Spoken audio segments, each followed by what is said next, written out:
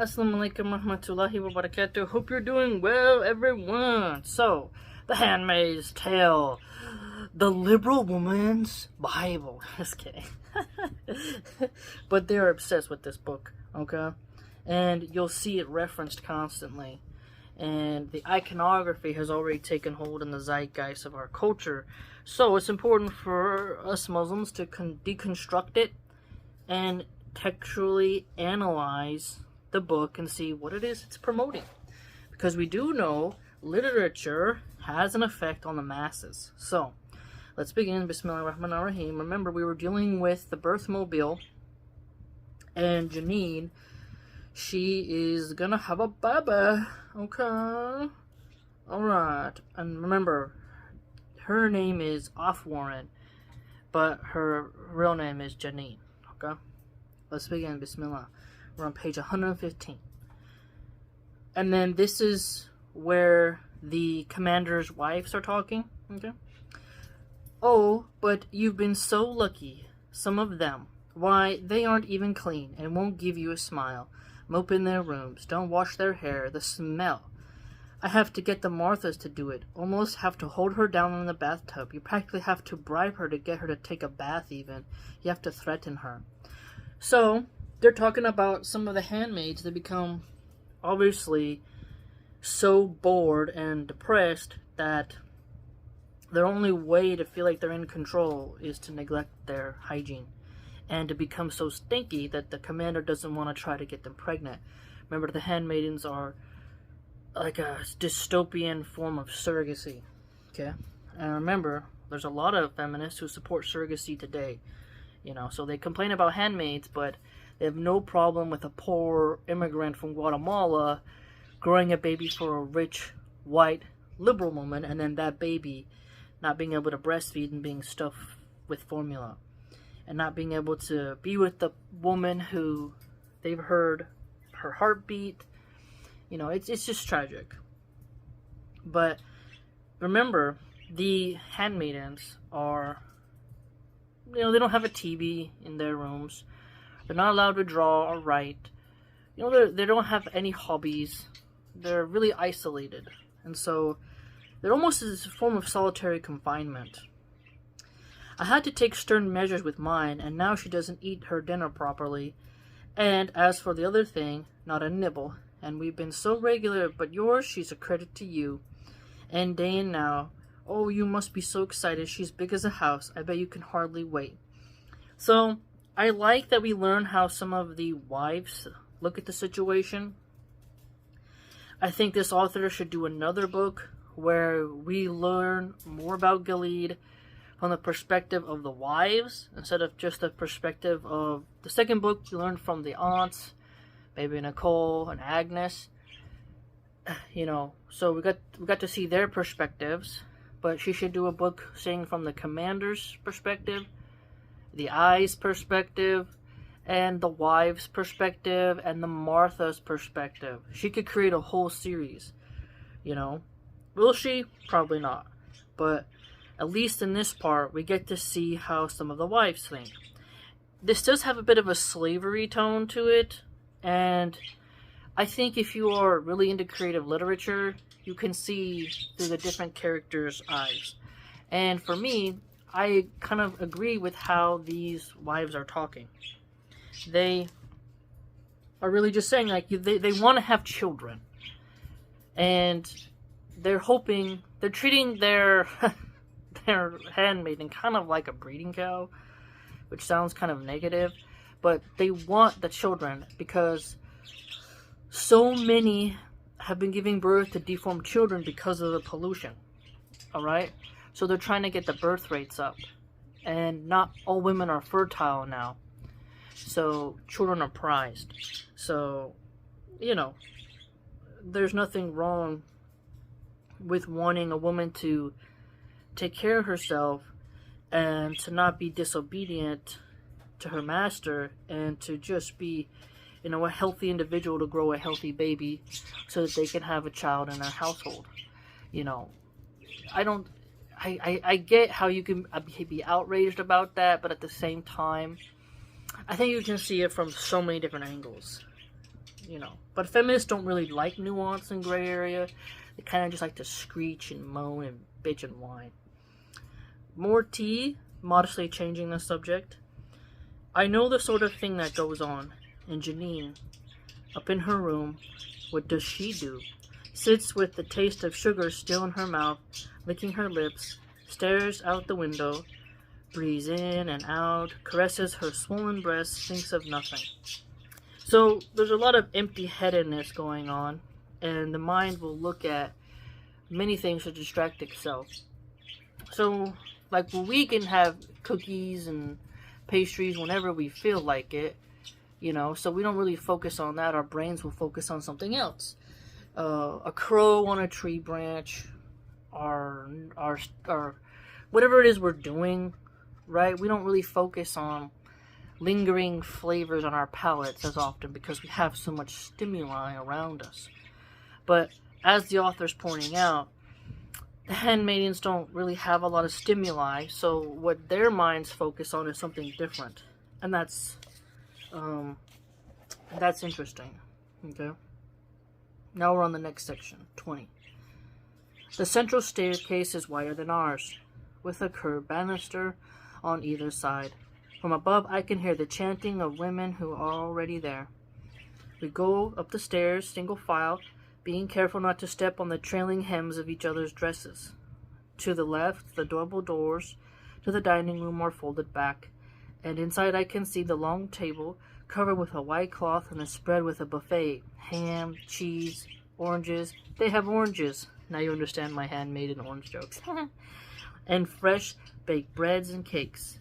As for us, we'll get milk and sandwiches on a tray later. But they have a coffee urn and bottles of wine, for why shouldn't the wives get a little drunk on such a triumphant day?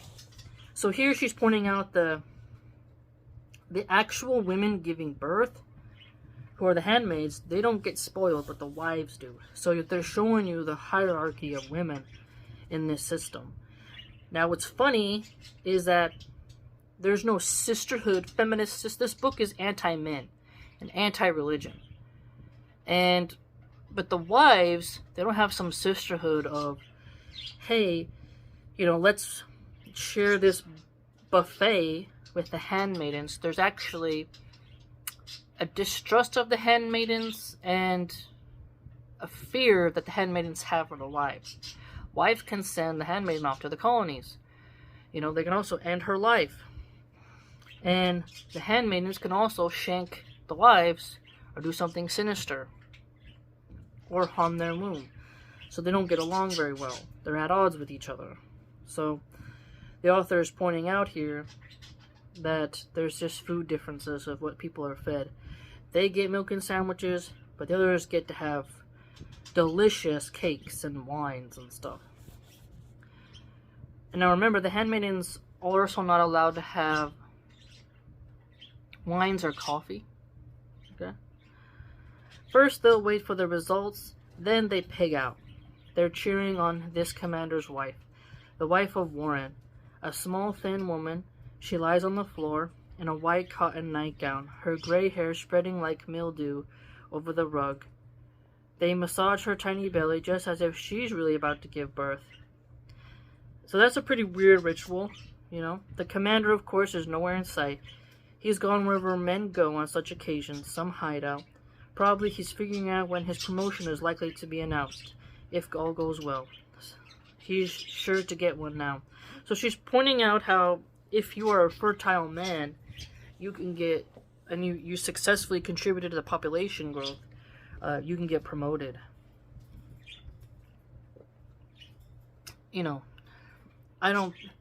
Russia had just recently banned child-free propaganda.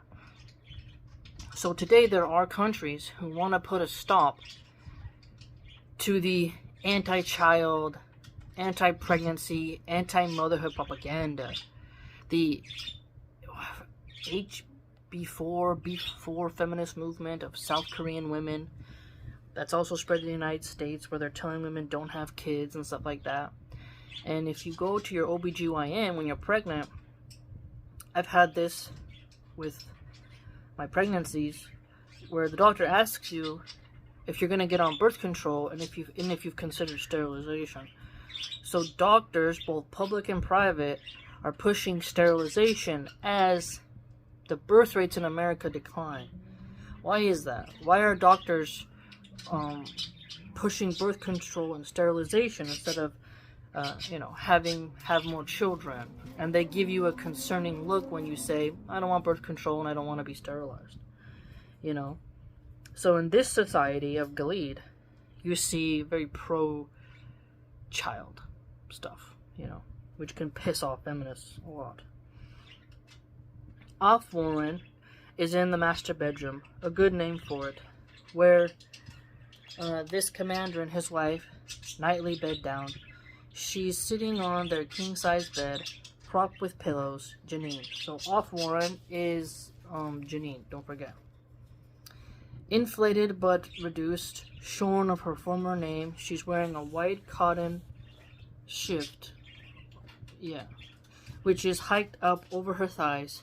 Her long broom-colored hair is pulled back and tied behind her head to keep it out of the way.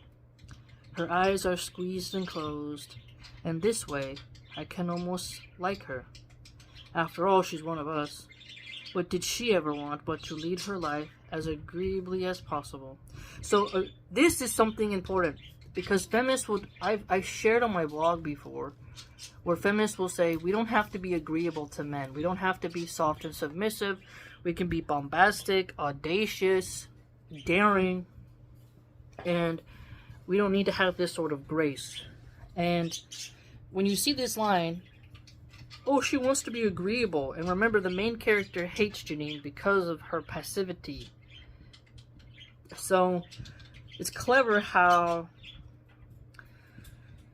the Janine character is an agreeable person who just wants to go along to get along, doesn't want to ruffle feathers, and how, the main character is demonizing her for that, thus pushing the feminist narrative that you gotta be rough and tough, which men don't like, these disagreeable women, although some gold diggers they do find men who they can be catty with, degrade, smack, have a dominatrix attitude, but those men are very dysfunctional and broken and have mommy issues. But a healthy, sane man who has good relations with his father and mother and sisters is not really gonna like that kind of attitude. And so you have to remember that. So this is a very clever book.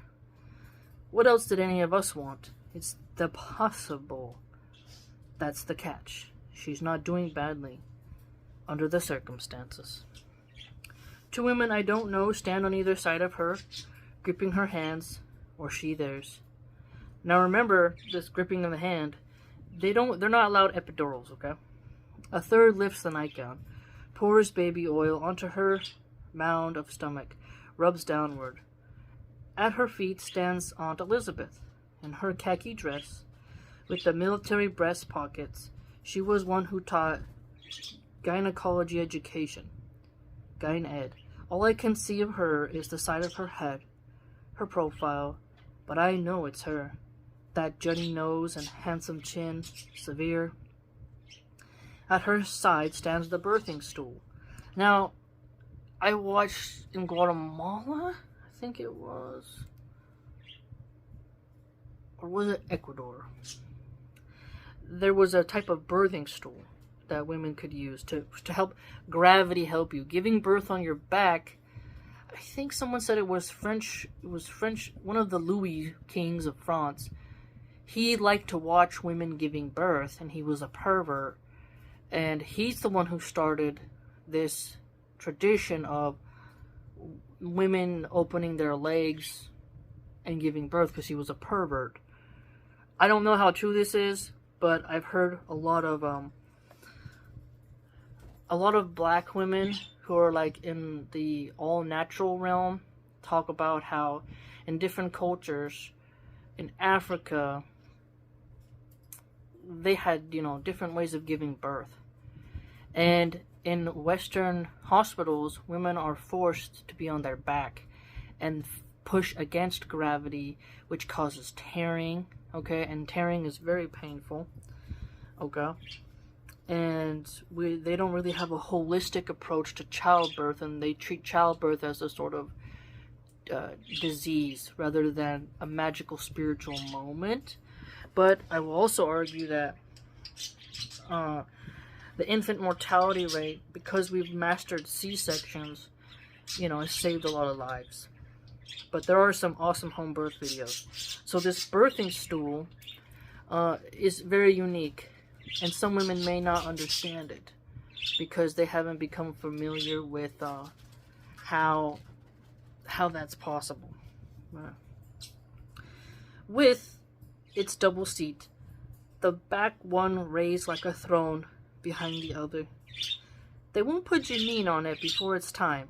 The blankets stand ready, the small tub for bathing, the bowl of ice for Janine to suck. Some women like to have that ice to cool them down. I wasn't like that. I did drink broth and eat Jello. Some hospitals won't let you eat though. They worry that if you have a C-section and you've eaten something, you can throw up and you can choke on your own vomit as you're laying down. I threw up a lot, so I couldn't keep anything down. So if you're pushing and you're overheating, I can understand the ice. Now, I did like the crushed ice after I gave birth, but not during. And I had lots of wonderful Asian nurses who, mashallah tabarakallah, they would always keep my ice jug filled. They were very sweet. So I thought this was a nice touch to have in the book. The rest of the women sit cross-legged on the rug. There's a crowd of them. Everyone in this district is supposed to be here. So this is what's troubling about this. Now, some men may not realize this, or women who haven't had children yet, but who you want in your birthing room is so important. It's such an intimate moment. You're very vulnerable. You're facing pain. You don't want to be in pain, glance over and see someone giving you the evil eye, being judgmental, being disgusted, smirking. You don't want someone there to ruin your birth moment. And, there's tons of women who, they don't want their mother-in-law in there. Some women don't want their husbands. Some do want their husbands. Like, who you want there is so important, And I've seen videos where women are giving home births in the water, and their 5-year-olds and, their children are there, their loved ones are there, and they feel protected and loved. So when I read this, I think that sounds like hell, to have all these people there watching you in your most painful moment, because it's painful and agonizing. And there was one nurse who she was, telling me to push and stuff. She was from southern part of America. She was a Southern belle. And her voice, her demeanor, it was calming, and I liked her being there. Whereas when I had my first child, all the nurses had mean, grumpy faces. None of them were soft and kind, and it was horrible. I felt so alone. My husband was there, and the doula was there, but I hadn't really bonded with the doula. They kind of called her in. I hadn't met her previously, and so I didn't have a connection with her really. So it was a very unpleasant experience, and I couldn't imagine having even more strangers around me in such a hard moment. Ugh, so think about that. So her mentioning this as a scene in the book touches a nerve on the female mind when you really look at it. This is something that's overlooked by women who haven't had children yet. And with each pregnancy, who you want there is going to change because you've changed. Time gone on. There must be 25, 30. Could you imagine giving birth in front of 30 people? Ugh, it's awkward. Not every commander has a handmaid. Some of their wives have children. From each, says the slogan, according to her ability, to each according to his needs. We recite that 3 times after dessert. It was from the Bible, or so they said. St. Paul again, in Acts. So here she always includes the biblical line in order to take a jab at the Christian culture. I think she's really slamming the Amish in a side passive way. So yes, don't forget, only certain commanders get to have the chance of a handmaiden. Okay. You're a transitional generation, said Aunt Lydia. It is the hardest for you. We know the sacrifices you are being expected to make. It is hard when men revile you. For the ones who come after you, it will be easier. They will accept their duties with willing hearts. She did not say, because they will have no memories of any other way. She said, because they won't want things they can't have. So she's pointing out here that Aunt Lydia is that the first couple generations of Gilead, these will be women who have known what was life was like before, whereas the next women, they'll only know that system, right? They won't have something to compare it to outside of that, which is true, And I don't feel like the men revile the handmaidens. I think they actually enjoy being able to have another woman other than their wife. I mean, so I don't really agree with that. Once a week we had movies, after lunch and before our nap. We sat on the floor of the domestic science room, on our little gray mats, and waited while Aunt Helena and Aunt Lydia struggled with the film projection equipment. If we were lucky, they wouldn't get the film threaded upside down.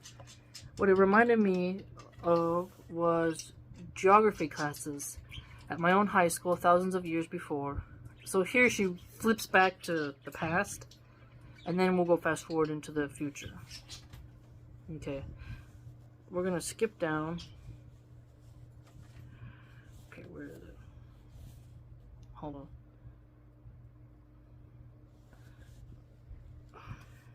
She's gone off to the...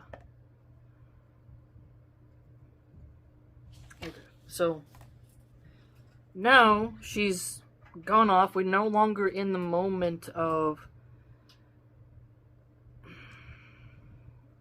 the birth, okay? We're going back into her memory bank.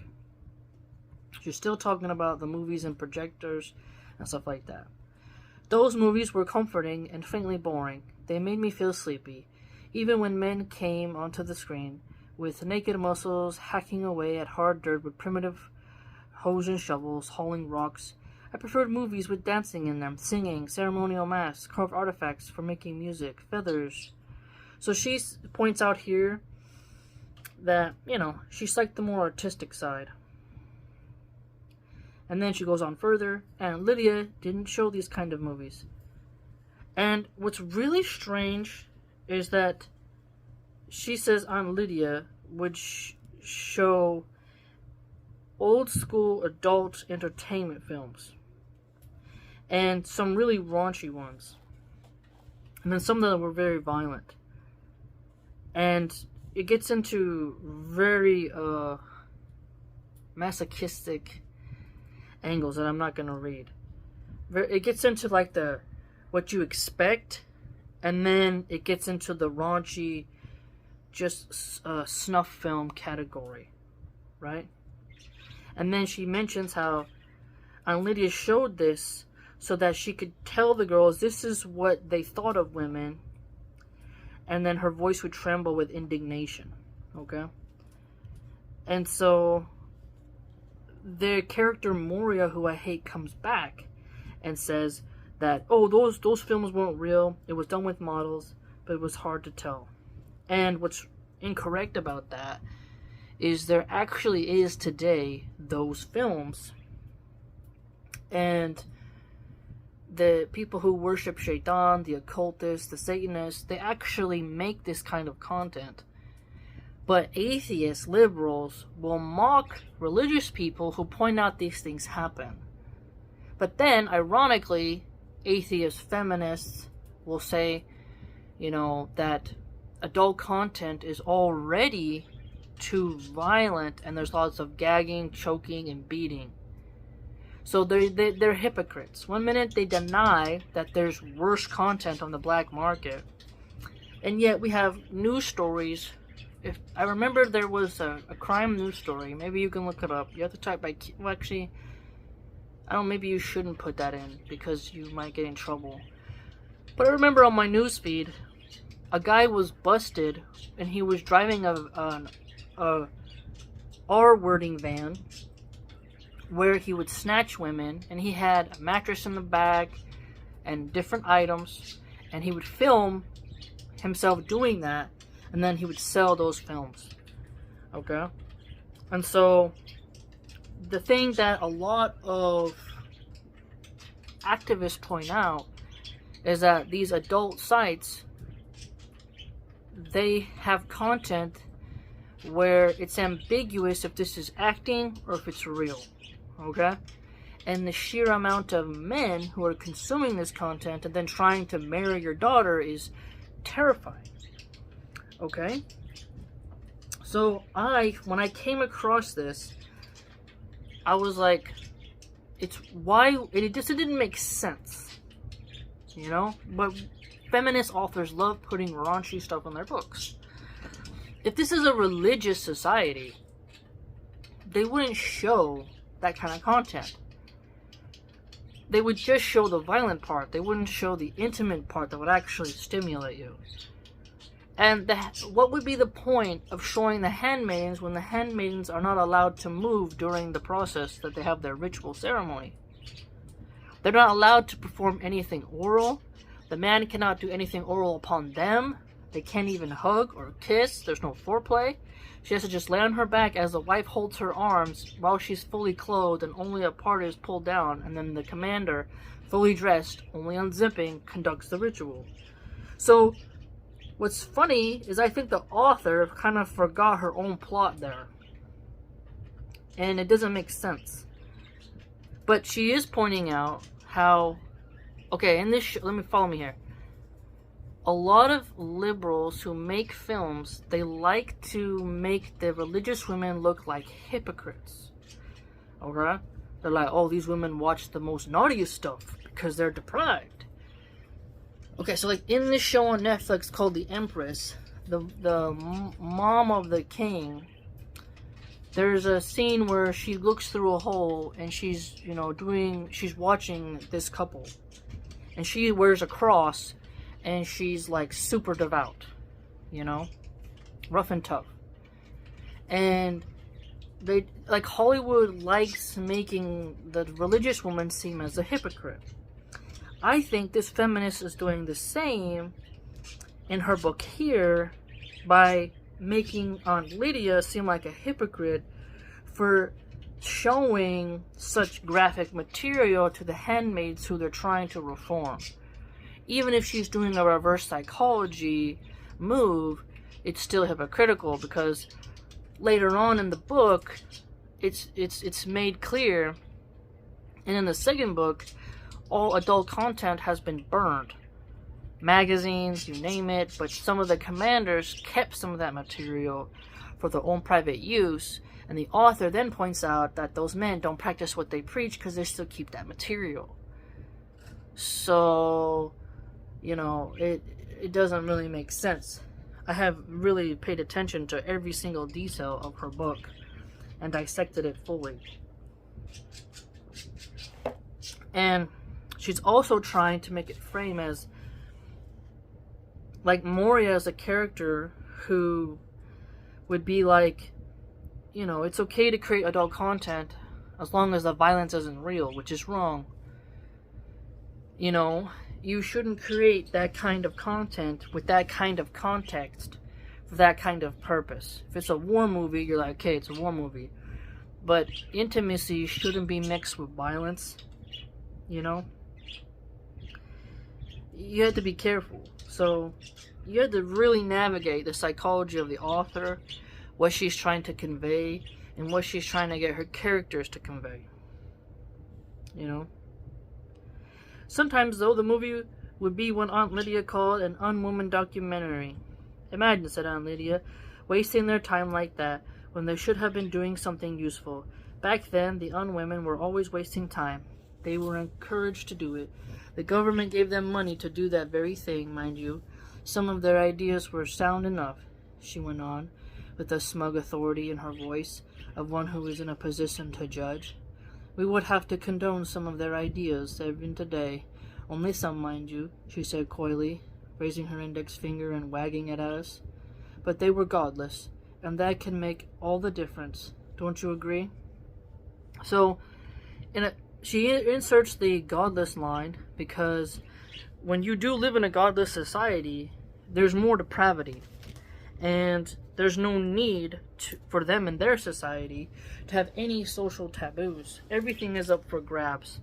And California, Las Vegas, Nevada, Miami, Florida, Dubai, these are perfect examples of when godlessness seeks in, the whores of Babylon rule.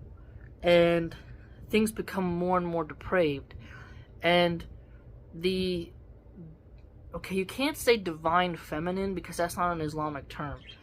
But we can say the graceful archetype of womanhood is inverted, and the pious woman, the pure girl with a good heart and good moral fibers is not valued, seen as boring and drab, and men hunger and hunt for the bimbo, the thought, the ran-through woman, like the fresh and fit girls, the women who go on the whatever podcast. They get the attention, they get the views, they get the fame, they get the money. No one pays attention to the nerdy girl who's trying to make some new medicine, or the woman who has had 6 kids and she wants to give some parenting advice. It's more harder for honorable women to get the microphone than it is for the loudmouth, degenerate woman.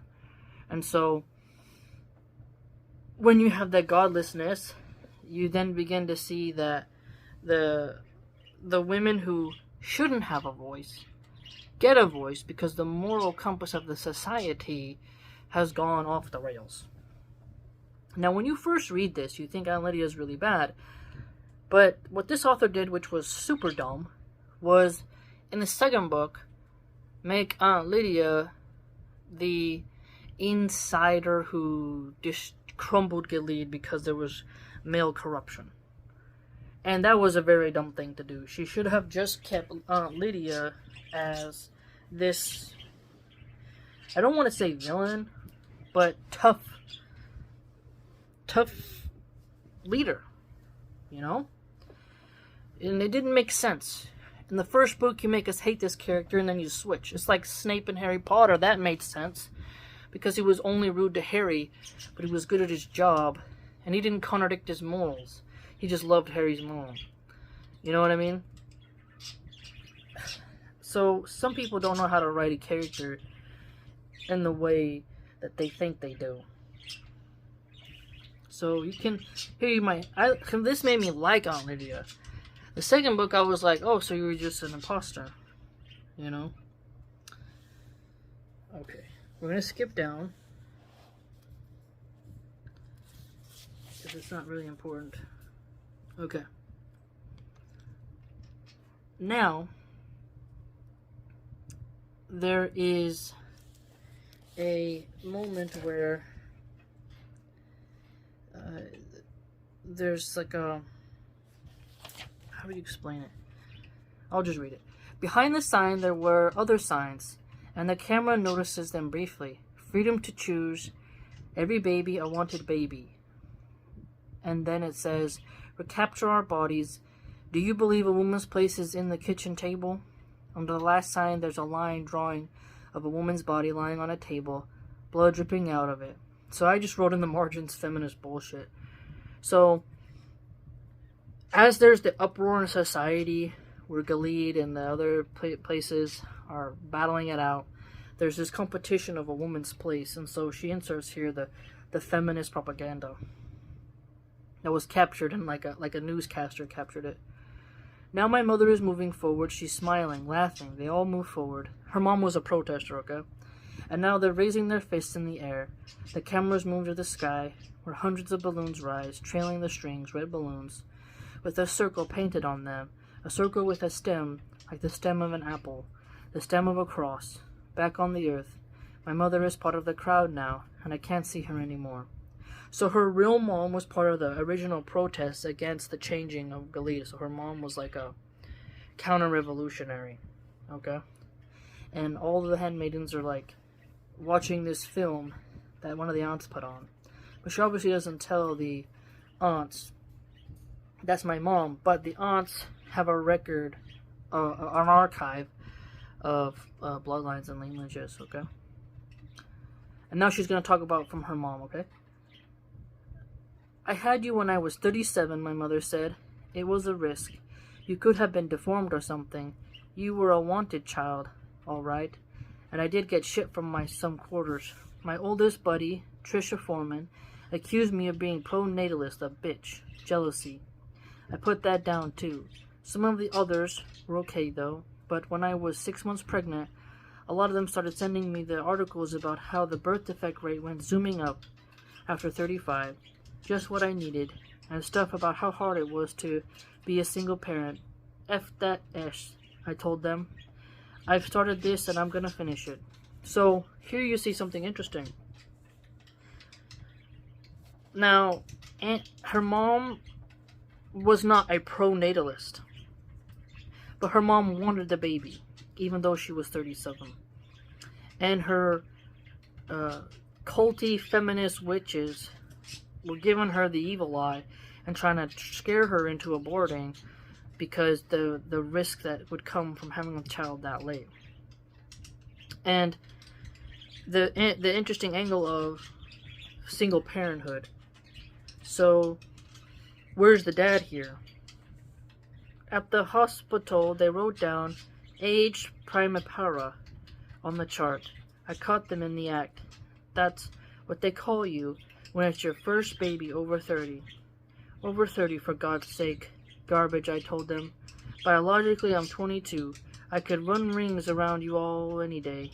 I could have triplets and walk out of here while you were still trying to get off the bed. This is the arrogance that some women have, which is not true. Triplets, that would not be easy at all to do. Okay?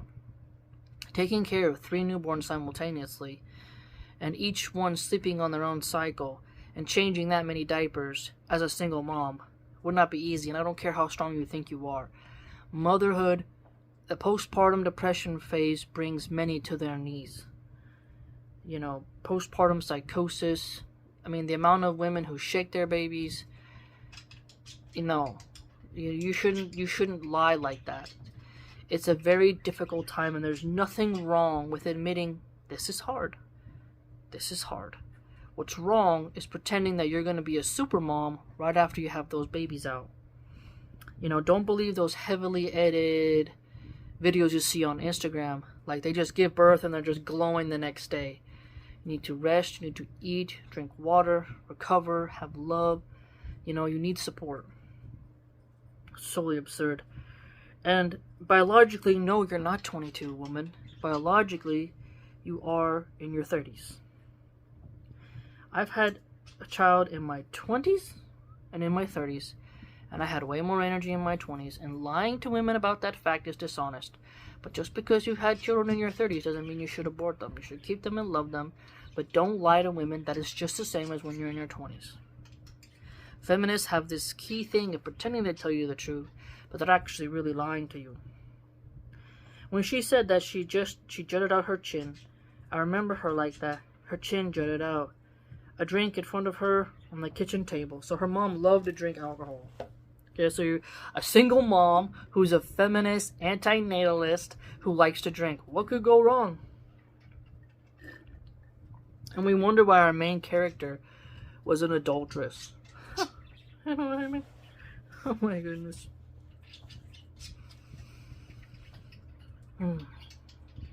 Not young and earnest and pretty the way she was in the movie, but wiry, spunky, the kind of old woman who wouldn't let anyone butt in front of her in the supermarket line. She liked to come over to my house and have a drink while Luke and I were fixing dinner, and tell us what was wrong with her life, which always turned into what was wrong with ours. Her hair was gray by that time. Of course, she wouldn't dye it. Why pretend, she'd say. Anyway, what do I need it for? I don't want a man around. What use are they except for 10 seconds worth of half babies? So, look at what a nasty woman. Like, I don't need no man. What do I want him for? Because men are attractive. Having a hot husband is nice. Having someone to rake the leaves, do the plumbing, open jars, fight criminals, do the landscaping. I mean, come on. Hello. Do the heavy lifting, shovel the snow. You know, I mean, there's endless things you can think of. A man is just a woman's strategy for making other women. What a joy this woman is. Not that your father wasn't a nice guy and all, but he wasn't up to fatherhood. See, so a bitter woman who got rejected by the man she got cream pie by, and now she hates all men. You see what I'm saying? It's fascinating how a woman will have a bad relationship and suddenly she's scorched earth on all men. And it's like, practice forgiveness and move on. Not that I expected it of him, just do the job, then you can bugger off, I said. So just do the job of getting her pregnant and buggering off, totally ignoring how girls want a father and need a father. So her mom is highly selfish. Just get me pregnant, I don't really need no man. Okay, harlot, you may not need a man, but to deny your daughter a father who loves and cares for her is bad. And why did you pick a man who didn't want to be a dad? I said, I make a decent salary. I can afford daycare. So, the feminist mindset. Daycare can replace mom and dad, which is sick. How can a stranger who gets paid $10, $15 an hour, who, like they get to, replace you? See, their coldness doesn't look at the spirituality of loving your mother, loving your father. They rather just say, a mom doesn't matter, a dad doesn't matter. All you need is someone to watch you so you don't choke on your Fruit Loops. That's ridiculous. Who wouldn't want a mom and dad that loves you and cares for you and wants to take care of you and guard you and educate you and guide you? So he went to the coast and sent Christmas cards. He had beautiful blue eyes though, but there's something missing in them. Even the nice ones. It's like they're permanently absent-minded. Like they can't quite remember who they are. They look at the sky too much. They lose touch with their feet. They aren't a patch on a woman's, except they are better at fixing cars and playing football. Just what we need for improvement of human race, right? So look at that nastiness. Are you kidding me? So look how she talks about men. They're only good for fixing cars and playing sports. How's that going to help humanity improve? So, look at, okay, right now, who does the majority of the plumbing? Okay? Who's doing the majority of firefighters? The California fires, the majority of the good firefighters are men. LA put a lesbo woman in charge. She couldn't do the job. Okay? She totally screwed up, dropped the ball, should be fired. The female mayor was off in Ghana while over 17,000 acres were burning. When she was asked to apologize or if she had anything to say, she kept silent. Okay? The reservoir, which can hold millions of gallons of water, was empty for repairs. And you're like, what's going on here? You know? So, majority men, and in one of the videos, if you look it up, tons of those far-right accounts shared it, but a black woman says, you know, if your husband's in a fire and I can't lift him out, he shouldn't have been there in the first place. So she's victim blaming. And she's acknowledging she can't lift, even though she's a fat, out-of-shape firefighter, she can't lift a man who's passed out from the fumes. But a man could. So the diversity, equity, and inclusion of a fire department has made you less safe. Because women can't lift like men. Okay? And they can't handle the big hoses. They just can't handle it. But feminist liberals pretend that women can do everything a man can do, but they just can't. So they rather put your safety at risk than swallow their pride and admit that there are things men do better. Okay?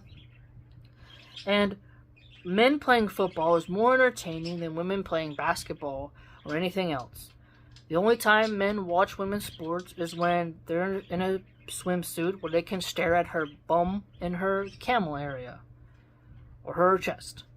Volleyball, this is why, like cheerleaders, whenever you see a women's sport, and even in female UFC, the women are rolling around in sports bras and spandex booty shorts. And that's the only way you can get men to watch. Only way. If you cover up, they're not gonna watch you. And they ain't watching you because you're skilled. When you watch a guy, like they're Harlem Globetrotters, you watch them do their tricks. Ain't no women can do tricks like that.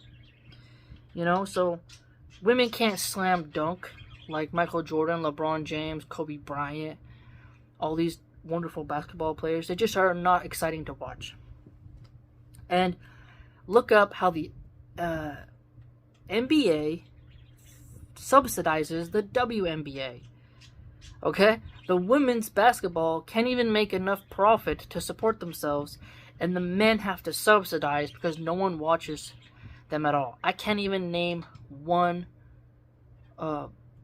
basketball player, except for that one lady who I think is actually a man, who got locked up in Russia for bringing weed to Russia. Other than that, and I can't even remember her name, and I never watched her played. Can't name one female athlete outside the UFC. Holly Holm, Amanda Nunes, Ronda Rousey.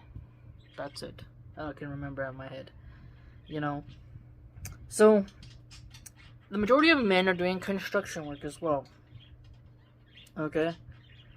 The engineers, there's more men. There's more men in the military. What is wrong with feminists to the point where they pretend men don't contribute to the human race? It's infuriating. It is sick. It is absolutely sick. It is just repulsive. Okay? So look at this type of feminist mom, how much of a nightmare she'd be. It's just raunchy and despicable. I will protect us from such women. The delusion of pretending, look at the statistics of how many men are brain surgeon, heart surgeons. And before you tell me, that's because women don't have the opportunity, blah, blah, blah, blah. Women pick different things than men pick. And we need men. Who are the ones getting the cobalt and the mineral mining? When a woman does mineral mining, the women are like, she's so sad and depressed. She should be in an air-conditioned office, working for XHQ in a downtown high-rise in Manhattan, getting a latte delivered to her from DoorDash. They always want the woman to have the soft jobs. And then when men are shown to be doing hard jobs, they're like, well, it's okay because they're men. So wait a minute. When a woman does a hard job like a man, you want us to feel pity for her.